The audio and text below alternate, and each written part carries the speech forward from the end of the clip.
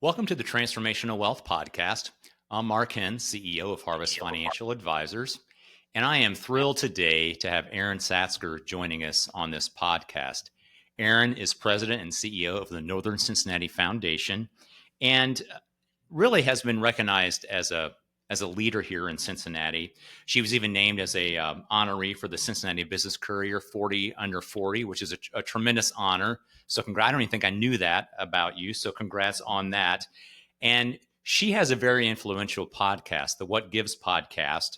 I love the catchy name that inspires philanthropy among top business leaders and has spent a lot of time developing strategic partnerships within the community that drive meaningful impact in the Cincinnati region. So, Erin, thanks so much for joining us. Thank you for having me. I'm excited to be here and think a lot about what you do. And this, I can say you do have a podcasting voice. So looking forward Thanks. to chatting with you today. A face for radio, maybe they would say. That's So they right. have it. That's right. So, well, and I know I had the joy of being on the What Gives podcast a while ago, and so I wanted to return the favor, especially when it came to this area. So this, as I've mentioned in my other podcast, this season of podcast revolves around my new book, Power Plays of the Wealthy. And so in other podcasts, we've talked about some of the other super asset classes and strategies that go along with the wealthy, what they use, how they structure those super asset classes. Within the book, we also talk about how they layer them together, which is a more complex structure, but very helpful in understanding how to reduce taxes and gain wealth. But one of the areas that I mentioned throughout the book that I think is very important is the idea of giving back. I would say that it's not a requirement to give back. I'm sure there are people that are very wealthy that don't have a philanthropic bias towards them in terms of what they want to do, but most do. And what I found is, and I'm curious if you agree with this, what I found is that those that actually have a heart or actually have a purposeful structure to give back to the community, not only have greater joy in their life, they actually grow their financial wealth faster than those that actually don't give. And that sounds counterintuitive. I'm curious, have you experienced that? Have you seen that as well? Absolutely. That's definitely something that we as philanthropic leaders discuss in philanthropy. Um, And, it's something that we talk about is that when you're dealing with people that are giving back, you're actually, what you're giving, you're receiving more in return. Your Right. business is growing. Yes, assets are growing. And so it really truly does behoove you to give back to the broader community, and it comes back to you. Right. There's actually data that supports that. And I know it sounds odd maybe to people that are not giving currently at a higher level, but really when they step into that top tier donor level, we see it come right back and even help their business grow.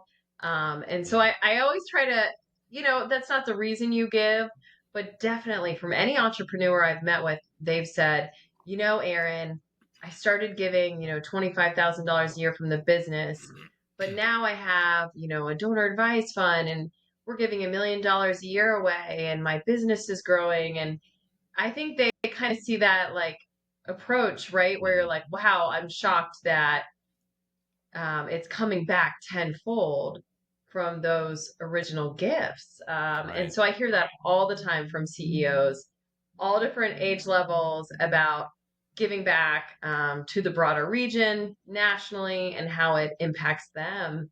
And that's not how they started out giving. I think Right. a lot of people are from humble beginnings, humble means, and then they want to give somebody an opportunity that they never had, and they're truly inspired to lend a helping hand and give back. So, to your statement, absolutely. Yeah. And I hear that every week when I meet with leaders in the region. I think it's really about. We'll get into this a little bit here, but where you focus, what is wealth to you, and where is that focus, right? And if the focus is on financial assets only as wealth, it winds up being a long haul for people Whereas those that recognize that financial assets are just kind of the foundation or springboard for all these other forms of wealth, that those are the ones that have a more prosperous life in all areas of their life. And we'll get into that in a little bit. But what I love to do is kind of just come back to you, and would love just to hear a little bit about your background and kind of what got you to this point, versus what, kind of what you've done in your career so far, what led you to the Northern Cincinnati Foundation, just kind of where your how that passion was formed and where it comes from. And yeah, so if you wouldn't mind sharing a little bit, love to hear that. Definitely. I'm absolutely happy to share. I can say that philanthropy is in my blood and I was raised to give back. My mother actually has always been a very active volunteer, philanthropist, and we always went along with mom. So there was like a local fire here in the 90s. I believe it was 1999 actually, Mm-hmm. locally. And I can remember hopping in the car, it was Christmas Eve with my mother, and these families had lost everything in a fire. And she Mm, said, we're going to help these families. Get in the car, kids, And I remember just the community responding and bringing toys for people that had lost everything the day before Christmas. And even as a right. child, gosh, I mean, I was young, and it really did bring tears to my eyes. I was under 10 years old at that time. And I could just remember like this whole warehouse was filled with toys, and we had Mm, responded to this crisis right. for these people, and the community definitely met that head on. And I think that is probably one of my most pivotal memories of being involved at that level to help and give Hmm. back. And I just remember like seeing people in lines off the interstate to drop off Right. carfuls of Wow. toys for these kids. And so I think definitely my family, it was part of my upbringing to be a volunteer, give back through my church, give back through school, give back just in different community aspects. And so I truly was Mm, raised to give back. And I always wanted to be a good community steward. mm-hmm. I'm very passionate about being involved. And I actually went to Washington, D.C. out of college, Mm-hmm. worked for Speaker John Boehner um, in public service, really enjoyed that. Came back home to Westchester, Ohio, north of Cincinnati. And that's where I really got the charitable bug. I had the foundress of the foundation approach me to take over. Mm-hmm. It was a total pivot from politics, but really Right. not. They're actually pretty similar when you're talking about impacts. And Mm-hmm. I jumped right in and I learned so much. So glad that I did, because for me, this is a very fulfilling career path. And I love helping people be inspired to give back and to kind of Mm-hmm. grow, maybe if they didn't grow up giving back, to kind of get them started in Yeah. giving back. And while we're super grateful to have you back and that you escaped the DC, Yes. whatever, whatever Right. analogy you want to The compare to swamp, that. it was built on a swamp, so we can call That's it the right. swamp. That's right. Well, so what led you to leave DC? Was it Speaker Boehner leaving Congress? Was it something else? Or No, and no. and Actually, what I came and back what brought you home back here? to Yeah. yes. So I came back home to get married, and I still worked Okay. for John. Okay. I loved DC, and so I think it was hard to leave because I just loved all the action. Um, Mm-hmm. but came back, was getting married, different quality of life in Ohio. When I Right. was in DC, I was literally working 3 to 4 days a week, 18 and 19 hours a day, because I would go Wow. straight from the hill to bartending and Oh wow. waitressing in downtown Chinatown, because you don't make a lot as a staff member, and so just trying to make ends meet was tough, Oh because wow. those salaries begin in the 20s, which is crazy. Right. And so I had to hustle and bustle after work to try and earn tips and pay my Yeah. way. And so that was a good lesson, but coming home and Right. working one job was very nice. So what did you see where obviously it's the opportunity to work in DC, it's the connections that are there as well. Have you seen that since you've been back here? Those connections allow you to kind of continue to build and grow and expand the reach of the Northern Cincinnati Foundation. Yeah, absolutely. I Yeah, still keep in contact with many of my DC connections. I interned in DC the summer before I took the job in DC. And a lot of those, we call it Team Boehner people, have moved on to various right. careers, and it's been helpful. I have one person that I worked with at Facebook, and so if anything ever comes up that I need help with, he immediately can help me on that. And I Nice. helped someone's business account get unlocked. I was like, "Hey, this was a mistake. Do you think you can?" And boom, within 10 seconds, it was fixed. So, yes, can we, still use some of those connections? Absolutely. It's been very helpful. And I Yeah, do feel like, working for John, it was this family. And the family has grown. Everyone's kind of moved beyond. I know a couple others that are in philanthropy now. I think they are similar to working in politics because you are bringing people along. You've got a board that you're working with or a community that you're working with for change and impact. And the right. founders actually said to me, Erin, why would you want to keep working in politics? If you work and you run a community foundation, you can do even better things with private dollars in your community immediately. Mm, And that really resonated with me, and that's true. That's absolutely true. yeah. So share with us a little bit about a community foundation, how it gives back to the community, but also the people that come to you. They get something out of that as well. And so just talk about the Yeah. structure of that. And when I give back, I know I can just make a donation to a church or a philanthropic organization, or some people may have heard the terms of 501c3 organization, tax exempt organization. How does a community foundation work? Yeah, so really, there are over 800 community foundations in the US and growing. And really, what we are is this community trust fund. And it originated actually out of Cleveland, so go Ohio. And, it was born in the early 1900s by an attorney who was also a financial advisor. Okay. And so since then, here we are, over 800 community foundations later, over 100 years later. And this concept is, right, you have families, like when you are listening to maybe radio shows or public um, TV shows, you see supported by such and such fund, Okay. All right. right? Yeah. And they are usually held at a community foundation. And the way it works is they get to be connected. So if it's you, Mark, that we have the Henn Family Fund, you get to Hmm. give to your church and to any of your favorite causes through your donor advised fund, is what we call it, which is a great charitable vehicle that benefits many, especially by giving appreciated assets. But the fee that we take through that as a community foundation, we assess the needs through needs assessments and local impacts, and we give back.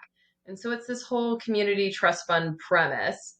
We cover 3 counties. However, we actually have donors from everywhere. They don't have to live, work, or play in the identified region. They can just Right. maybe work with you and your team, but still be helping a lot of great causes at the same time. And we're always happy to help and vet out causes as well Right. for clients, for donors. I mean, that's why we're here. Hmm. So I'm going to back up just to add some context Yeah. around that, and you can tell me if I'm wrong or not, or correct me. But again, as an individual, I could say I'm going to write. I'm going to choose a church just as an example. I could make a donation to a church, like as a lot of people do every week or monthly basis, whatever, and be done with that, and know then that I potentially get to write that off of my taxes later on. Again, the tax write-off isn't necessarily should not be the main focus, but recognizing there is potentially that benefit there as well. Absolutely. And you alluded to something. I'm going to have you speak a little bit more about this. There's other ways to give that actually have even bigger tax benefits. And then we'll come back around to the like donor advice on a foundation. But what are some of those other ways just individuals can give that have some bigger tax benefits? You mentioned appreciated securities. Tell me a little bit more about that. Yeah. So a lot of people locally, right, maybe hold on to or hold P&G stock. This is a very common one. And if this Sure. stock appreciates, you can donate the stock to your donor advised fund, which is a benefit. Maybe you can talk about why that's a benefit, Right. but you're able to give more. Mm. And you receive the tax deduction immediately through that gift. And it's just a more sophisticated way to give. We always say non cash assets, right? Right. That's how you're winning.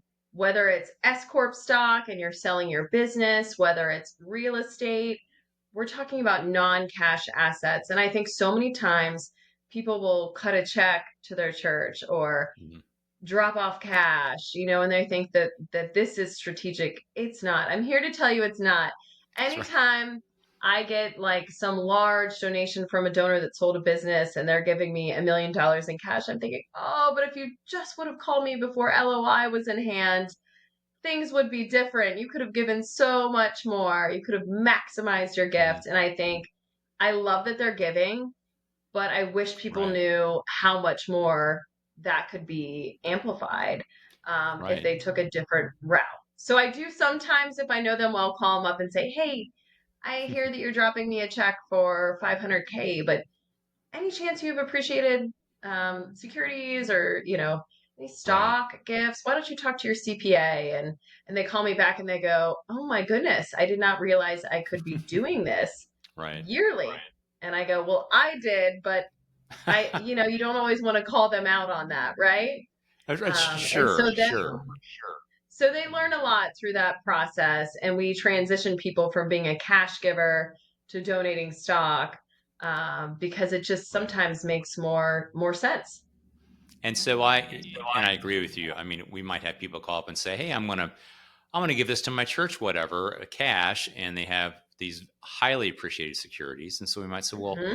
why don't you donate the highly appreciated security, and then we'll take your cash and just repurchase the investment and Right. have all those capital gains just leave your account." So again, there's Yeah. three people in the transaction, right? There's for Right. us, it's the client, the charity, Hmm. and the federal government.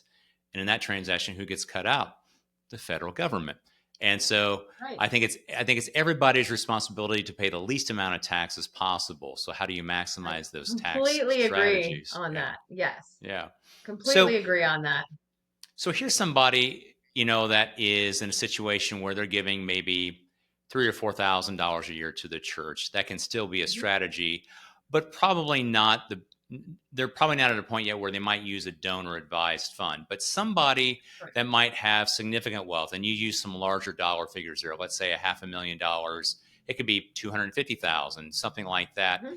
that has these appreciated securities, that wants to donate but is uncertain about where they want to donate, or maybe want to do it over a period of years. But for some reason today, it makes the most sense to make a larger contribution so they can get a large write off this year. So, if somebody has like higher income this year versus future years, and maybe a time to do that, but they don't necessarily want to. They don't necessarily want to give it all away this year. They can go to a donor advised fund and put that money in Right. there, get the full write off. But then I hear you saying then they can use that over the next several years to give it away if they want to. Is that correct? Absolutely. Yeah, Wow. that's why Yeah. it's a great strategy. So many times, I tell this story, and I think I've told you this story, but it does make me laugh really hard.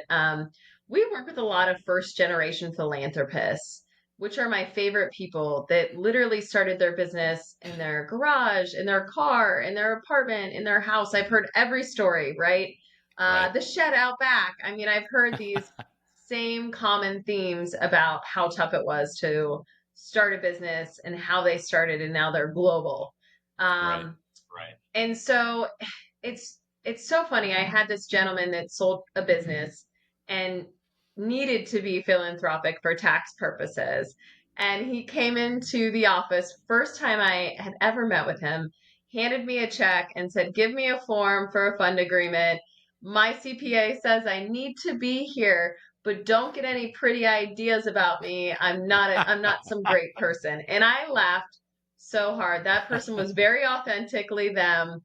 And Right. now I can say that this person and their spouse give regularly, add to their fund regularly, Hmm. because it felt like a challenge. Right. Okay, I hear you. You never had the opportunity to give back, but we are going to help connect you. Feel the dopamine of Mhm. giving back and meet some of these causes, and you're going to love it. And I can say that Mhm. he honestly does, but that's probably one of my favorite.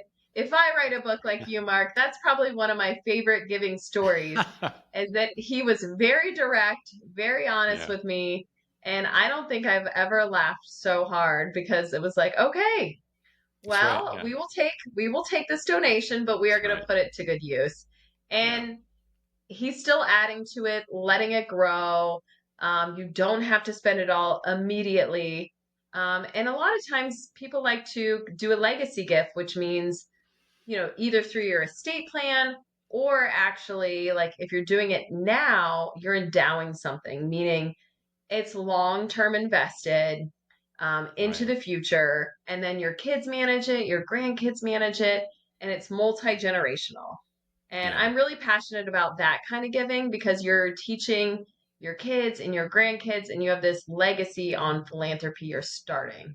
I completely agree. I mean, that's such a powerful impact for them to see that and actually to get involved. And I think it's important for the next generations to see if there is, if a family does have wealth, it's Hmm. important for that child to see that that wealth can be used for good in the community, in the world, and start instilling that early. Just like you had the experience, right? At 10, you went to see Right, you saw those toys. I mean, it made an right. impact on you. It started I shaping and still forming. remember. Yeah, yeah, Yes, yeah. yes. So I I think completely helping agree. out, giving back. Yeah, I mean, I even went to a nursing home with my mom. I mean, I have all these memories of her volunteering, which was, I think it was called Mother Teresa. It's been so long.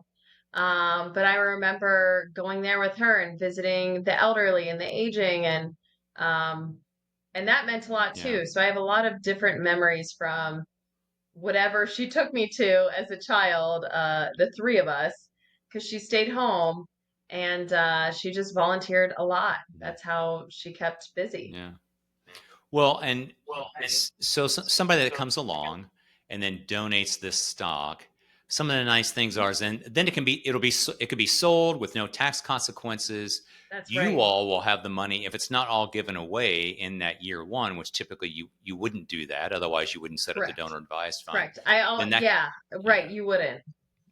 the money can be Yep. invested then, so it can grow, and so potentially that person making the donation would have more to give away in the future because of that growth as well in their philanthropic endeavors. And then you all take care of all of the issues behind the scenes. So if someone comes along and says, I want to give to these 10 places, I don't know how to do it, whatever, you all will do all the legwork for that. Or if, as you mentioned earlier, if somebody comes along and says, I would like to be able to support, is there some way I can support, deep sea underwater research, something like that, and they have no idea how to do that, you all actually will go out and look for some of those organizations where they could donate to and Yeah, provide help that way too, correct? that's right. No, I have donors that want to give. Think about this. Like, sometimes they don't have a connection at all to our local community, and they want to give in way different areas. I've had Florida causes, Louisiana causes, Tennessee Hmm. causes. Really, we've run the gamut nationally on looking into these nonprofits. And Right. sometimes I even go as far. I had one that really wanted like bylaws, and they wanted to be connected to, like, what's their most recent financials? Have they had an audit? So some of these donors get really into it, right? Like on Right. vetting, because if they're going to give a substantial amount of money to an organization, they I've had some serious due diligence on behalf of large grant making. Hmm. And so we pull all of that. And so I've vetted almost like names of board members back when things weren't 100% online and records weren't 100% online. So calling these nonprofits and pulling together memos for donors. And that's why you use us. And then a Right. lot of people do prefer anonymity. Hmm. Which you, Oh, yeah. if you have your own private foundation and you have a bunch of employees and they can see that you have 10 million in a private foundation, but you just did cuts, well, now maybe you're getting lit up online. And so the anonymity portion to a lot of people is nice too. They can't see what does your Right. specific fund hold like a private foundation. And then also there's a 5% spending rule from private foundations where there's not that rule um, at with the donor advice fund. Okay. All right. So that it gives them a lot. Obviously, there's structure around this, but gives them a lot more flexibility and Hmm. assistance That's right. when they're again looking for that help where they want to look at it. And of course, I'm sure you have a lot where they want to give to places around here.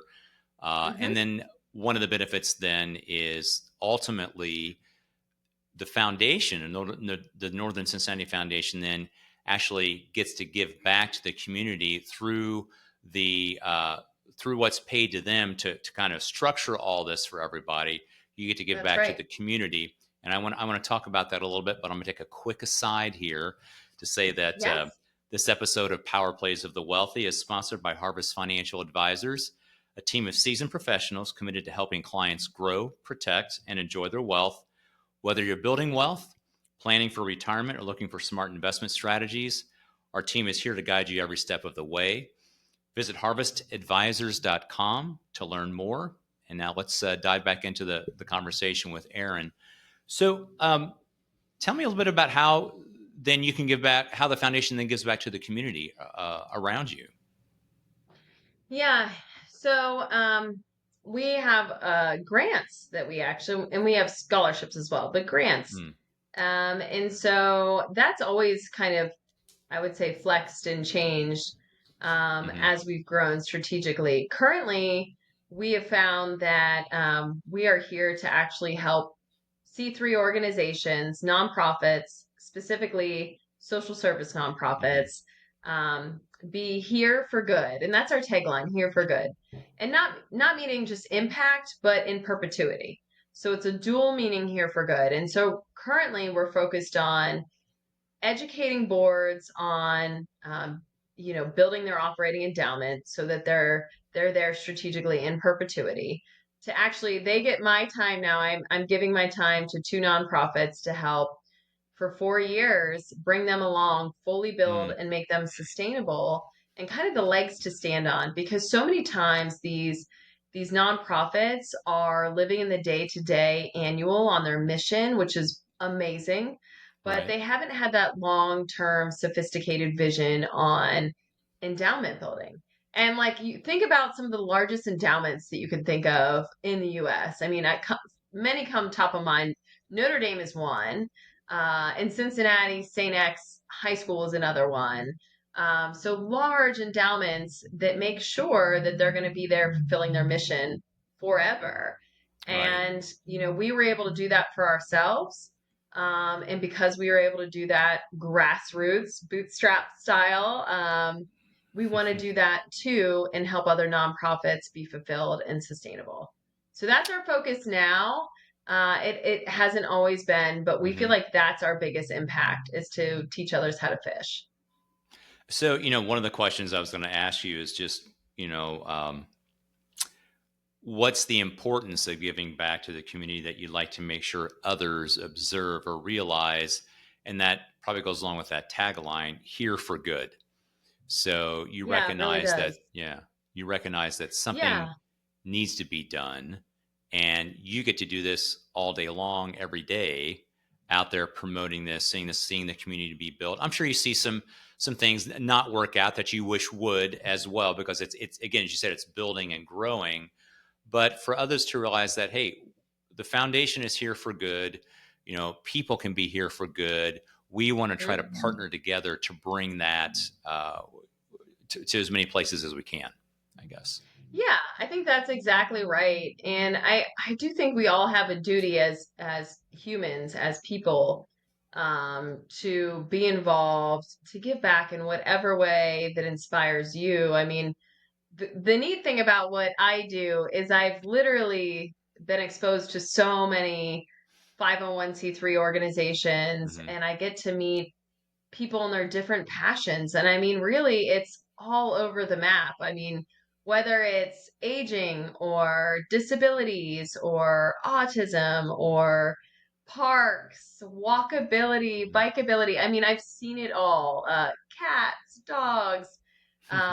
So we really see everything, and even just, you know, Christian causes, Jewish causes. We span the spectrum Right. on giving. And I kind of love learning about all these really cool impacts.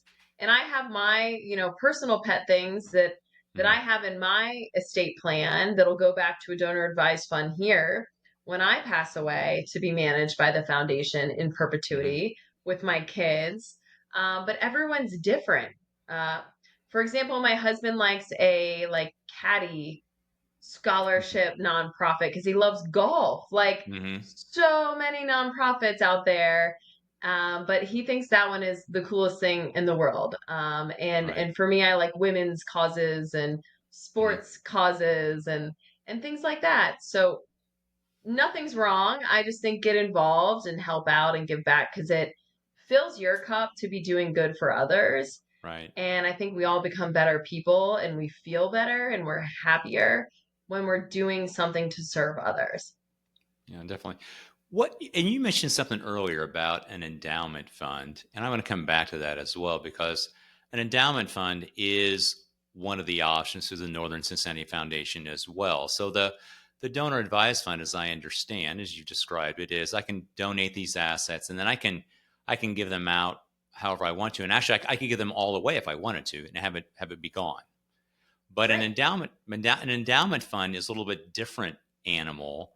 Um, Explain a little bit about that in terms of in Yeah. compare or contrast. Yeah. So endowments, I say, are what community foundations are experts in, right? We're dealing with that long legacy, the things that Schwab, Charitable, and Fidelity, and all the others really can't do long-term, multi-generational. And so let's say, because it's an easy number for somebody, let's say you have $1 million that you Hmm. throw into a family fund, the Henn family fund for $1 million, Mine goes to and the you local pull, grocery store right now. I think it's yeah, doesn't so it? with Yes, all of the course it kids. does. Yeah. Yeah. Of course it Yeah. Go ahead. does. So does mine. But That's right. we're using you as an example because it's Okay. easy and it sounds nice. I like the Hen That's right. Family Fund feel. All right. Okay. Okay. All right. So it's $1 million. You have a 4% spendable rate. And so that's Okay. $40,000 a year in perpetuity. Let's say you're giving to your church as 10,000 and then three other of your favorite causes in the family. So you have four causes, 10,000 Hmm. apiece. And let's say those are like, you want to lock those in long term. It can always Right. change, but you want to lock those in long term. Think about you're going to be giving more at a 4% spend rate because that's going to grow to those Right. causes. And you're going to give more than $1 million to those causes. Like you're talking about long-term sophisticated Sure. giving and obviously compound growth. This is your whole line of work. And so to me, I just feel like that is such a great way to give back and to be in the long term thinking versus that really short term thinking. Not saying short term is bad, right? Everyone needs a capital campaign. I get it. You Right. can have cash go to those types of things, right? Us Catholics are very guilty of that, right? We're like, okay, the priest needs XYZ and this built. And so we have a capital campaign for the local parish. I get it, all great things, but the long term sustainability is really such a positive thing and very freeing for Right. nonprofits. And so I preach endowment all day long because I think that's really just a Mm. great way to give back. Right. And I wish every financial advisor understood it. You, Mark, Mhm. understand so much. Mhm. I don't always find that they're all as informed as you are. So Oh, definitely thanks. kudos on that front. Yeah, thanks. For us non-denominational churchgoers as well, they look for money Yeah. as well, and so we Do want they need capital campaigns they need too? they have capital campaigns too, and we definitely want to give back and support Of just to course. again to give to the community as well, and Absolutely. so the endowment is a situation where those are those things that go into perpetuity, and I would think yes, I could give more today to this organization, but do those organizations appreciate more knowing that it's going to be a more consistent amount each year? Is that something they appreciate more so? Yeah, I think this is my comment on that. It Yeah, depends on, and, and maybe this is horrible verbiage, but the sophistication of the individual person on that board, on that leadership team. Because I will tell you, the more sophisticated person gives to endowment, they're like, I'm giving all my money to endow XYZ.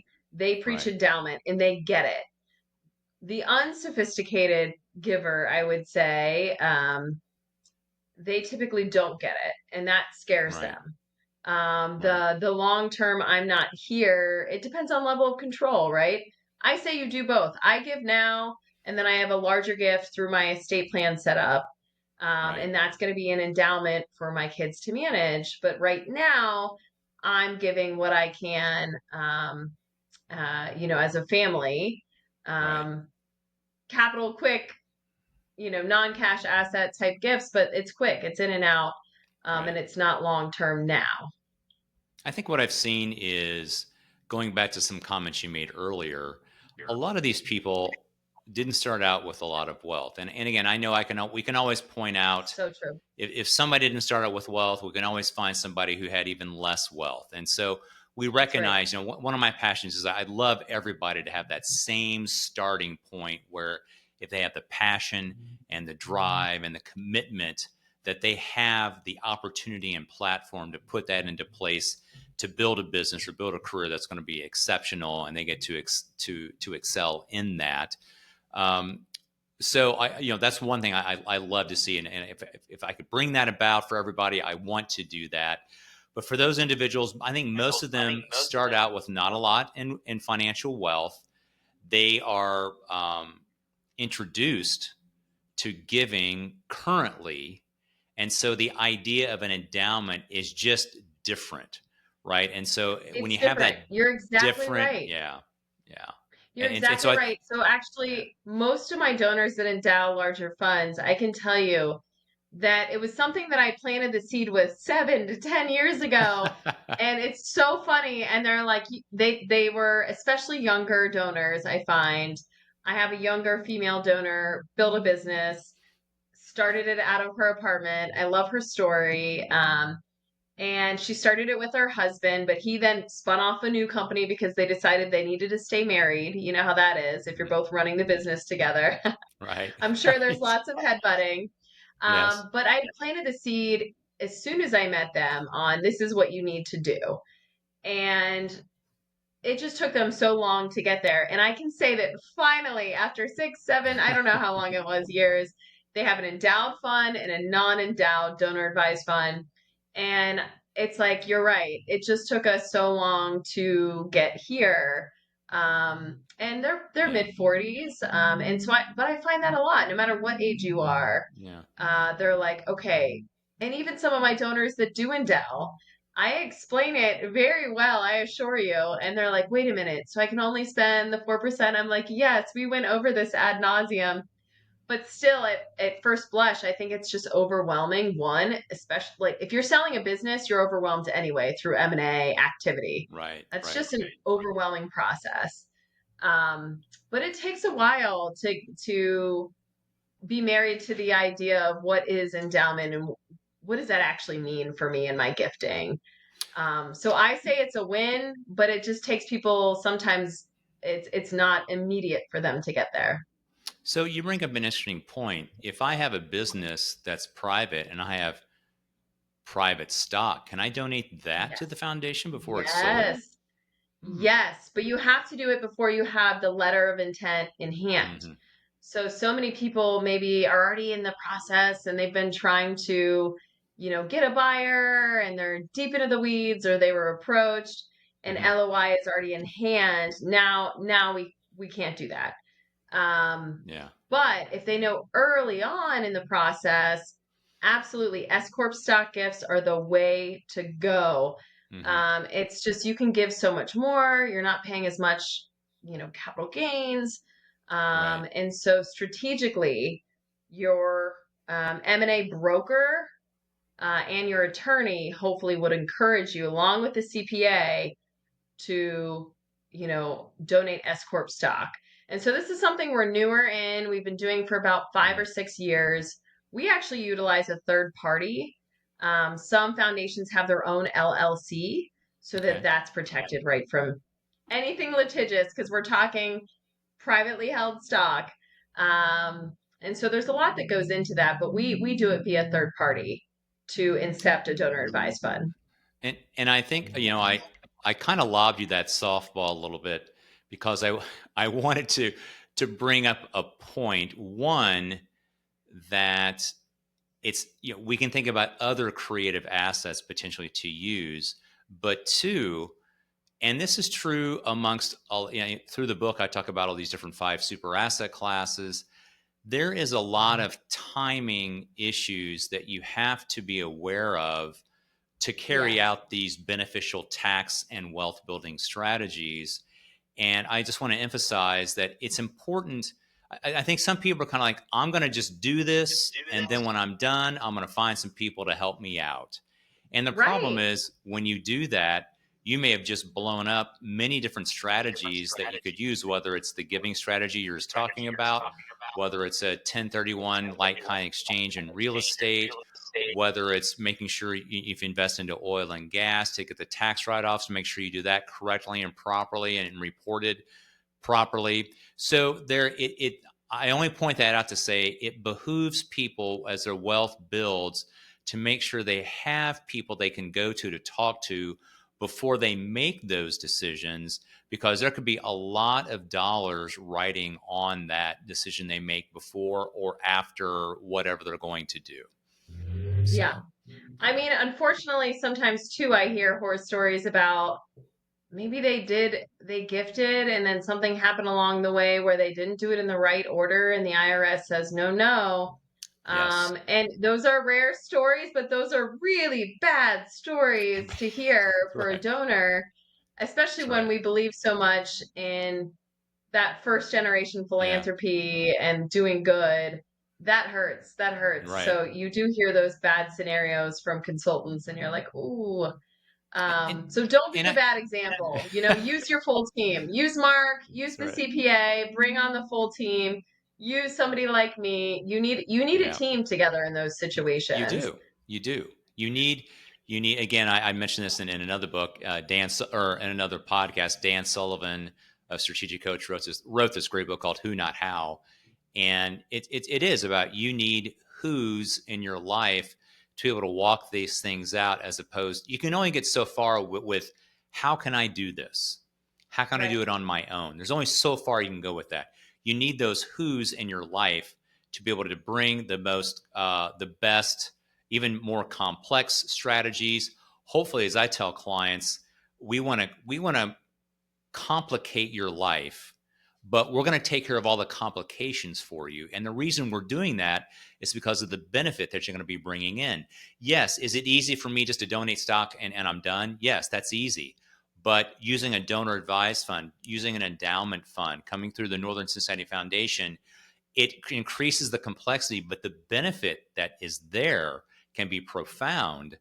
And you use the words rare and bad. You're right. It is rare, but the word I want to emphasize in that is bad, because when it's Hmm. bad, it's really bad. It's really Uh, bad. I've heard some it's, really terrible. I've sat through continuing education saying, "Oh, that poor person I know. donated so Right. much and now they had to pay so much tax because it didn't count," or I mean just wild scenarios that just make you go, "Oh." Well, So because having I mean, the because full third yeah, party team is a great way, one, to insulate and indemnify yourself, hopefully, right? right. um but I mean, it's I mean, I mean, stock that has short-term capital gains or long-term capital gains, mhm, completely different structure when you gift it. I remember reading a that's story right. about somebody. I think they were maybe on day 340 and they donated short-term capital gain stock. Well, guess what? It's not going to go near as well for you if it was long-term capital gains. So all those little rules, having to know that, and I've never seen a scenario where it came out just slightly bad. They were all really bad. We So were all really get, bad. Yes, I've we taken were, classes about bad, and you're like, right, no, right. that So poor person. I'm so sorry you're that person. I know. So So no, you want it to do good, but you also that's right. obviously want them to have the tax advantage, right? You want them to win Yes. as part of their team. I know I sure do, and Yeah. I'm quick to say, talk to your CPA, talk Hmm. to, Marc Henn with Harvest Financial Advisors. I'm not your financial Hmm. advisor, talk to him about what you're donating Right. versus me. I can just tell you non-cash assets are best. Yes. But if you want that expanded upon, talk to your full team. And Yeah. so I think it's good to always ask the experts, right? Yeah. How can how can somebody, so we've been talking about a lot around people that have built wealth, that have that significant wealth. What if I'm somebody in the community that is just starting that wealth building journey, but I do Yeah, have a heart to want to give back to my community or to organizations?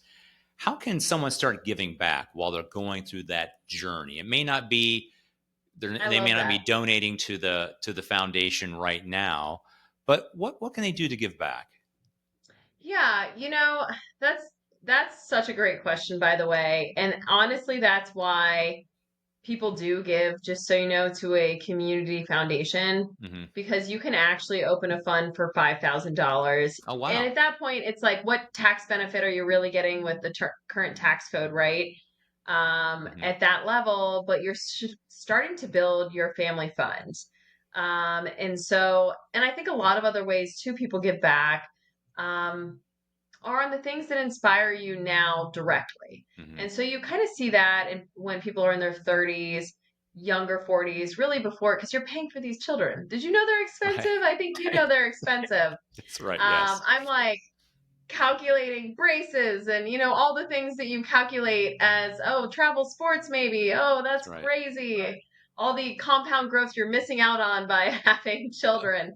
By the way, in talking about compounding, those expenses Yes, tend to compound every year as well. It goes right?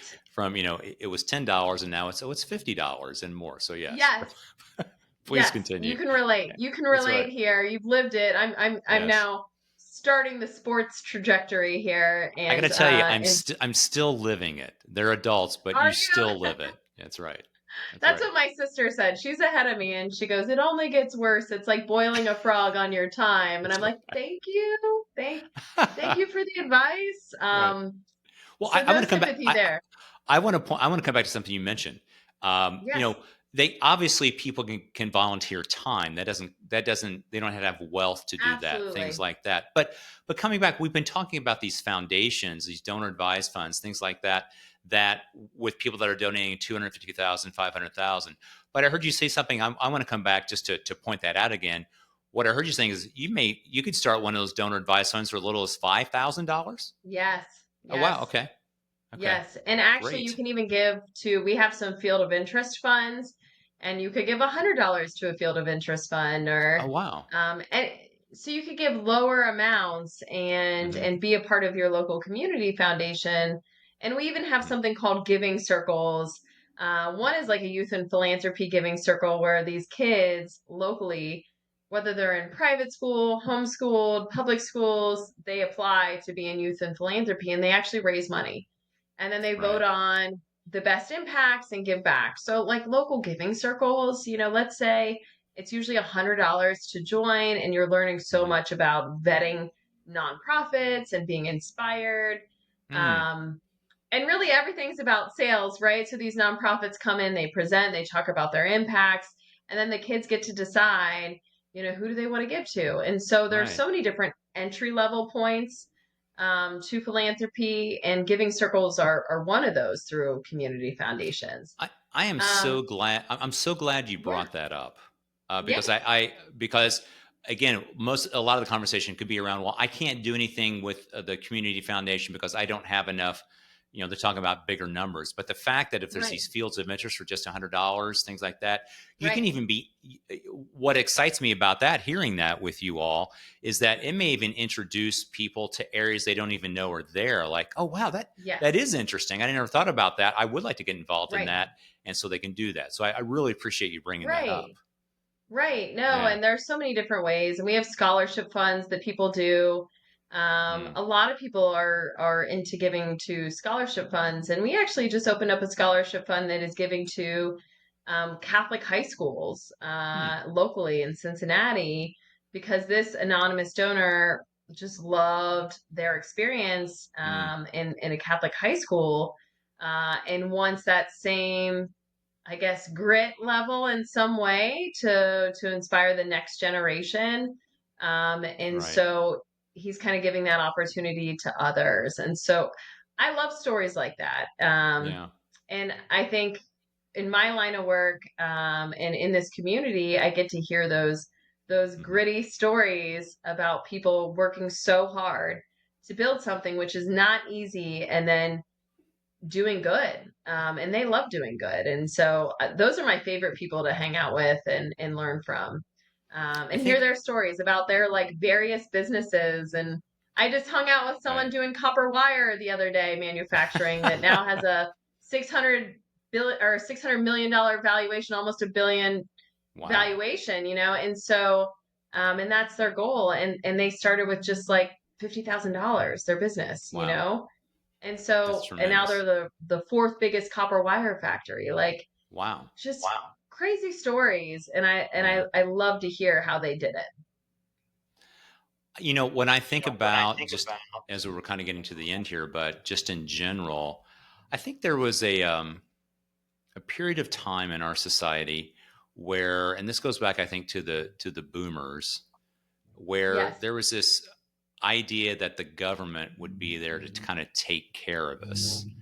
And as we see that's probably not so true. I've seen a lot of boomers come Yeah. out, at in the past when they might be 50 years old and are like, you know what, Social Security, this is all it's going to pay, or this isn't enough for me. I got to start saving because there was just this, the government's going to take care of us. Wow.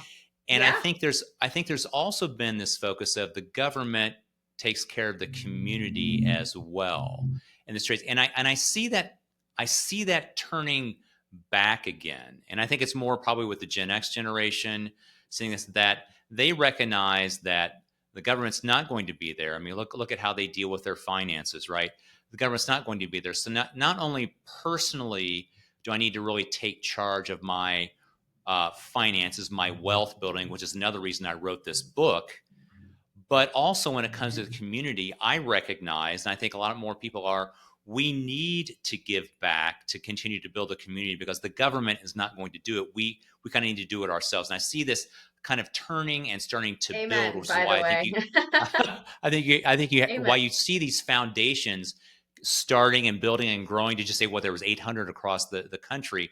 I see these building and growing because of that trend. I like to see that trend, and I'm very Same. thankful that you all are there because I think you do a fabulous, phenomenal job Thank at, you. at Thank at you. getting that message out and carrying Yeah. forth your mission to be here for good. So Thank I I, you. Thank I, I you. so I'll take your amen as that yes, you agree that that's kind of, we see that kind of going on there Yeah, as, we as do. well. And I love that we are 100% private, right? I love we are Right. all like local people back when there was nothing out here, right? But tumbleweeds and wide open spaces. And now we're kind of built out regionally, suburbia. Right. And I just think about the people that started this. Right. And it was small local grassroots gifts. Can you give and incept a community foundation? And my mom was a part of that kitchen table group that wrote the articles of incorporation and Mm, thought this was a need regionally. And so yeah. it's so fun to think about. They gave $5,000 to $25,000, and look where we are. And so I Right. love citizens coming together incepting something within their region and building it together with private dollars. I mean, Yeah. you're not tied to anything then, and Right. it's you have a blank canvas. So Yeah. I'm very fond of private giving. Nice.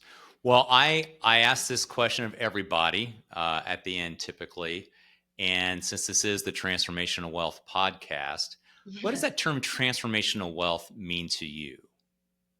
Yeah, I think by the way, that's a great question. I mean, for Mm, me, I think of it in a couple ways. Philanthropy is the biggest way because that's my whole life and what I do and what I really Right. am passionate about. So I think transformationally in a positive way, impacting others. And Hmm. I see it a lot with the people I work with and opportunities they never had. And so I think of it that way. But I also think Right. about it maybe too, transformational wealth beyond like the impact investing, I guess, as I would call it, in different causes. I think transformational and just like making your region better beyond philanthropy, Hmm. like in other ways too, Hmm. beyond just philanthropy and even transformational, like that you're taking care of your family and Right. future generations. And so I guess that's the way I would couch it. So, kind of recognizing the wealth there, how does it transform relationships? You mentioned family, and how does it transform? Just it could be learning, right? It could be wisdom that you may get from different places as well. It goes, and this is something that I think we've come to see when we use that term transformational wealth. It goes beyond obviously the financial piece of it. It's Yeah. what can that financial piece do to transform other areas? And your area definitely is one where we get to see a lot of benefit in the community to help transform the lives of people that are around in the community as well, or other obviously Yeah. other foundations Yeah, and as I think well. So investing, when I look at the most important thing in my life, and I'm sure you are the same, it is my children. yeah, My children are everything, and you want to give them the skill set. You hope that they have grit. You hope that they have all the things, a right. good handshake and good eye contact, That's all right. the things, That's right. right? That's right. And you just hope that you set them up well for success. I think that's, like you said, I think that's beyond the money Yeah. aspect. I've always said I'm okay if they cut their teeth at home, but when they go out, I want them to have learned at home by cutting their teeth there, how, like you said, how to look at someone in the eye, how to do a handshake, Right. uh, That's and right. The soft with this skills. generation, even how to call to make an appointment, right? So, I think that's going to be huge, especially that's as, and right. that's a whole nother podcast, but as Yes, we it is. grow into the Yes. AI space over the next decade. So, yes, Yeah. Well, Erin Satzger, President and CEO of the Northern Cincinnati Foundation, it was such a joy to have you join us today on the podcast. Thanks so much. absolutely. Thank you, Mark. All Have a right. great day. Thanks, you too.